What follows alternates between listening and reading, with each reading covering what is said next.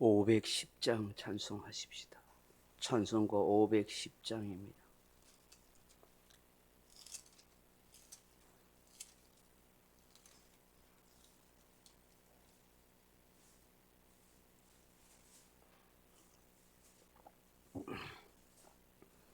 (510장) 하나님의 진리 등대 길이 빛나니 우리들도 등대되어 주의 사랑 비추세. 우리 작은 불을 켜서 험한 바다 비추세. 물에 빠져 헤매느니 건져내어 살리세. 죄의 밤은 깊어가고 송나물결 설렌다. 어디 불빛 없는 가고 잔눈물이 많구나.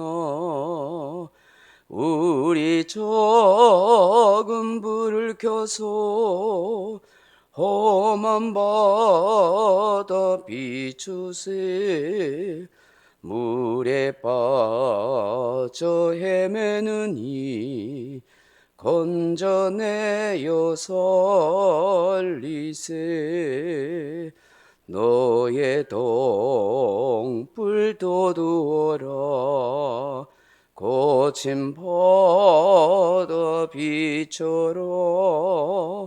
빛을 찾아 헤매느니 생명선에 건져라.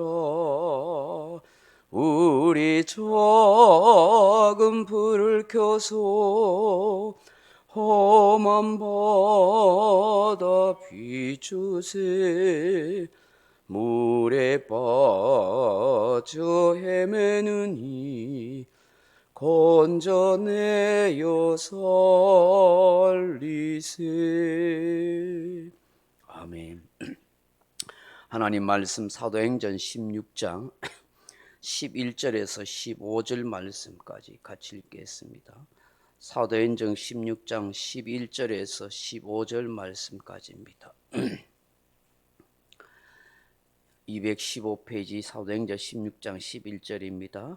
우리가 드로아에서 배로 타고 떠나 사모들에게로 직행하여 이튿날 네아폴리로 가고 거기서 빌립보에 이르니 이는 마게도냐 지방의 첫 성이요 또 로마의 식민지라. 이 성에서 수일을 유하다가 안식일에 우리가 기도할 곳이 있을까 하여 문 밖 강가에 나가 거기 앉아서 모인 여자들에게 말하는데 두아디라시에 있는 자색 옷감 장사로서 하나님을 섬기는 누디아라 하는 한 여자가 말을 듣고 있을 때 주께서 그 마음을 열어 바울의 말을 따르게 하신지라. 그와 그 집이 다 세례를 받고 우리에게 청하여 이르되 만일 나를 주 믿는 자로 알거든 내 집에 들어와 유하라 하고 강권하여 머물게 하니라. 아멘. 사랑하는 성도 여러분, 사도 바울 일행이 성령의 감동과 인도하심을 따라 환상을 보고 마음의 확신을 가지고 이제 드디어 드로아에서 배를 타고 마게도냐로 떠나게 됩니다. 사모드레게와 또 직행하여서 네아폴리로 가서 마침내 마게도냐 첫 성인 빌립보에 이 사도 바울 일행이 도착하게 됩니다. 그것은 오늘 본문에 나와 있다시피 로마의 식민지입니다. 이 성에서 며칠을 머물게 됩니다. 사실 낯선 곳에 처음 도착한 바울 일행은 무엇을 어떻게 해야 할지 잘 몰랐습니다. 고민도 좀 되지 않았겠습니까? 성령의 인도하심과 감동을 따라서 또 환상 가운데 마게도냐 사람이 자기들에게 건너와서 도우라고 그렇게 보고는 왔지만 막상 누구를 어떻게 만나서 어떻게 이곳에서 복음을 전해야 할지는 사실 좀 고민이 된 것입니다. 이 지역에 대한 정보나 주변 상황을 전혀 모르기 때문이죠. 지금 같으면야 인터넷으로 검색하면 쉽게 그 지역의 특성이나 정보 상황을 알 수 있겠지만 그 당시는 그렇지 못한 것입니다. 뭐 이리저리 궁금해서 물어도 보았겠지만 정확한 정보를 알고 있고 가지고 있는 사람이 얼마나 되었겠습니까? 아무튼 바울 일행은 성령께서 이곳으로 가라 하셨기에, 인도하셨기에 하나님의 선한 뜻이 있을 것이라 그렇게 생각하며 며칠 그곳에서 휴식을 취하며 기다렸습니다. 그러다가 마침내 안식일이 되었습니다. 하나님을 예배하고 싶고 또 하나님 앞에 또 은혜를 구할 자리를 찾았습니다. 기도할 곳이 있는가 싶어서 이곳을 찾아 나섰습니다. 이 당시 유대인들은 세계 곳곳에 퍼져 있었습니다.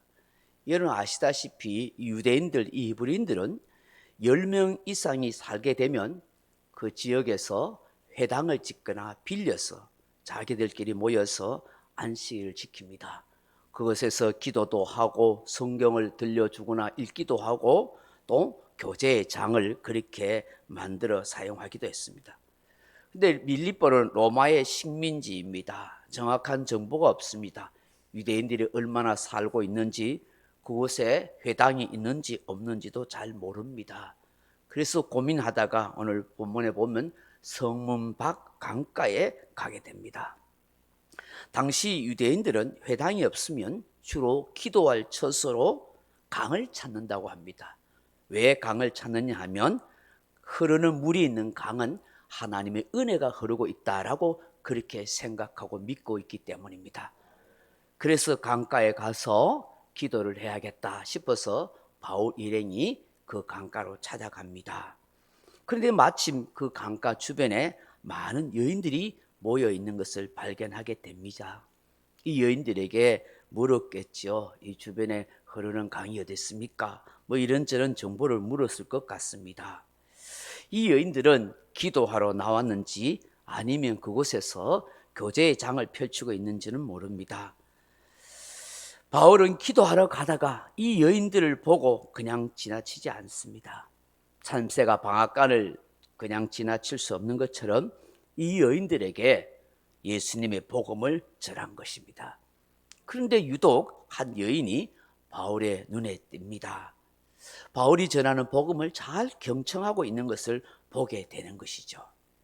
그래서 바울은 이 여인에게 마음을 두고 집중해서 생각하게 됩니다. 이 여인이 누구라고 말해요? 두아디라 출신의 자색 옷감 장사인 하나님을 섬기는 루디아라 한 여인인 것입니다. 이 여인이 오늘 14절에 보십시오. 두아디라시에 있는 자색 옷감 장사로서 하나님을 섬기는 루디아라 한 여자가 말을 듣고 있을 때 주께서 그 마음을 열어 바울의 말을 따르게 하신지라. 아멘. 딱 느끼게 된 것이죠. 설교자가 이렇게 설교하는데 이 말씀을 잘 듣고 있는가 않는가 딱 보면 알잖아요. 아멘을 잘하고 고개를 끄덕이고 딱 눈이 초롱초롱해서 딱 바라보고 있으면 저 사람은 설교를 잘 듣고 있고 관심이 있구나 그렇게 생각하지 않겠어요? 바울이 전하다 보니까 그 많은 여인 중에 아마 이 두두야던 여인이 굉장히 그렇게 본 것 같아요. 영적으로 그걸 또 보고 느끼게 된 것이죠. 결국은 어떻게 해요? 이 여인이 이 바울에게 세례도 받게 되고 또 자기 집으로 청해서 그죠? 가족들도 다 예수 믿게 하는 그런 놀라운 일들을 하게 되는 것입니다. 이 여인이 이곳에 장사하러 왔다가 안식일이 되어 기도하려고 강가에 온 것 같아요. 하나님을 경외하는 여인이라 하는 것 보니까 그죠?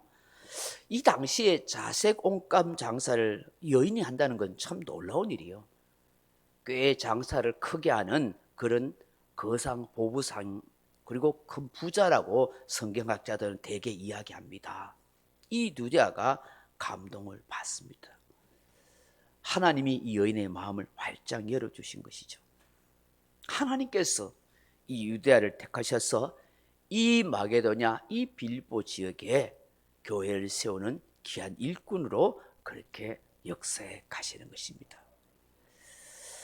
이 누디아가 자기 가족을 통해서 자기와 함께 다 세례를 그렇게 받고 예수 믿게 됐습니다. 그 은혜 받고 보니까 너무 좋은 거예요.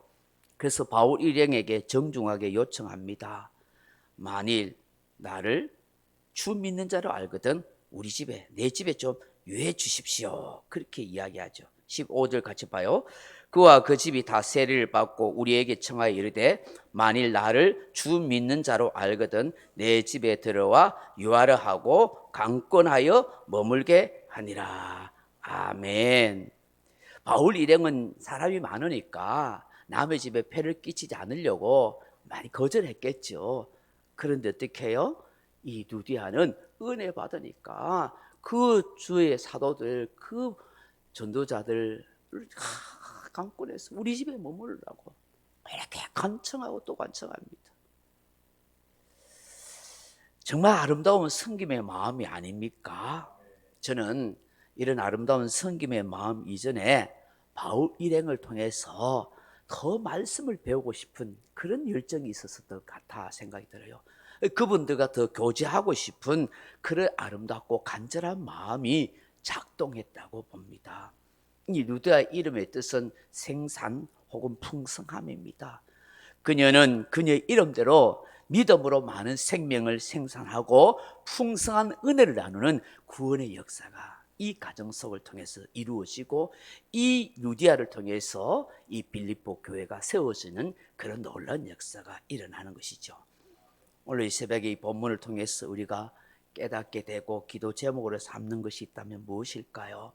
그 첫째로는 변함없는 신앙생활을 해야 합니다 하는 것이죠.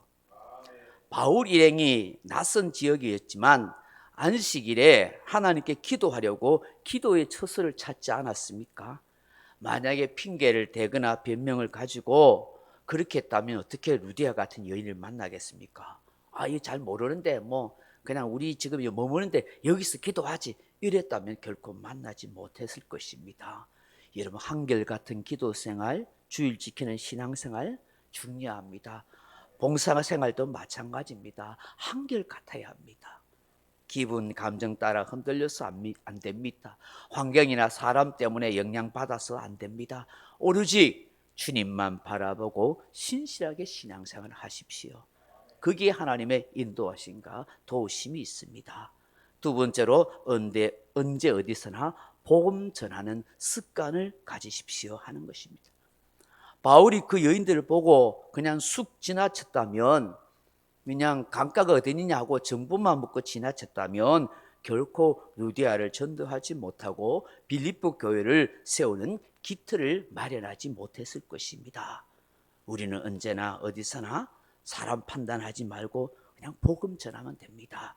그리고 특별히 관심이 있고 그런 사람을 잘 집중해서 그 사람들을 잘 섬기면 됩니다. 제가 며칠 전에 어떤 글을 읽었는데 그 글을 계속 기도하면서 고민하는 제목이기도 해요. 여러분, 우리가 사람 낚는 어부라고 하잖아요. 성경에 하나님 예수님이 베드로를 사람 낚는 어부라 하고 그렇게 하시는데, 그럼 사람 낚는 어부기 때문에 사람을 낚기 위해서 어떻게 해야 되느냐 하더라고요. 어떤 어부를 통해서 그 어부 일을 했던 사람이 그런 이야기 하더라고요. 고기를 잘 낚기 위해서는 세 가지를 해야 된대요. 그게 뭐냐면 하나는 집중해야 된대요. 낚싯대를 들여놓고 뭐 엉뚱한 데 보고 있고 하면 안 된다는 것이요. 다 낚싯대에 고기가 무는지를 집중해서 어떤 고기가 올지를 다 생각하고 있어야 된다는 거예요. 두 번째는 고기가 좋아하는 미끼를 잘 써야 된다는 거예요. 미끼를. 그 미끼가 고기를 먹는다는 거예요. 세 번째는 뭐냐? 낚싯대를 놔놓고 오래 기다려야 된다는 거예요. 조급해서 잡고 당기고 안 된다는 거예요. 제가 그걸 딱 읽으면서 이 사람 낚는 어부도 그렇다. 어떤 사람에게 전도해야 할 건가 그걸 잘 살피고 그 사람을 집중해야 되고 저 사람이 좋아하는 미끼를 잘 써야 된다. 그게 뭘까? 그리고 금방 전도 안 된다고 포기하지 말고 집중해서 오래오래 기다려야 되겠다. 그걸 제가 보면서 고민을 하게 되는 거예요. 우리가 사람 낚는 업으로서 여러분 한번 잘 생각해 볼 수 있기를 바랍니다. 언제 어디서나 복음 전하는 습관을 가지고 있고 그렇게 살아야 된다는 것이죠. 마지막으로는 하나님께서 준비해 놓은 영혼이 있다는 사실이죠. 바울 일행은 잘 모릅니다. 순종하는 마음으로 빌립보까지 왔습니다. 그런데 하나님께서 루디아라는 여인을 준비해 놓으셨습니다. 그 마음에 감동을 주셔서 바울의 말을 듣고 믿음으로 구원 얻게 되고 그 가정이 구원받는 그런 놀라운 역사가 있는 것입니다. 주님, 변함없는 기도생활, 신앙생활, 봉사생활 하게 하소서. 주님, 언제 어디서나 누구에게라도 예수님 복음 전하게 하소서. 주님, 하나님께서 준비해 놓은 열린 마음의 영혼을 만나게 하옵소서. 그렇게 기도하는 저와 여러분 되길 주님의 이름으로 축원합니다. 각자 기도하시다가 돌아가시기 바랍니다.